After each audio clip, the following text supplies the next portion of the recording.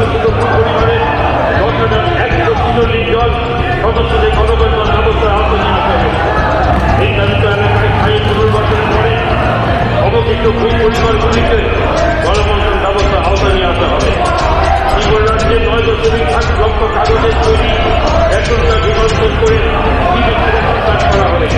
তাছাড়া ব্যবসায়ী দ্বারা পরিচালিত 765 দোকান এবং গোয়াবাড়ি সোসাইটি দ্বারা পরিচালিত 165 ন্যায্যমূল্যের দোকানকে মডেল কেয়ার সাইট শপে পরিবর্তিত করা হবে। এসপি হয়ে ব্যবস্থার সমস্ত গ্রামগুলিতে ইতিমধ্যে আদর্শ গ্রাম হিসেবে ঘোষণা করা হয়েছে। তাছাড়া পরিকাঠামো উন্নয়নের জন্য গ্রামস্থ 150 লক্ষ কাজ সম্পন্ন করা হয়েছে এবং এতে 8.37 কোটি টাকা ব্যয় করা হয়েছে।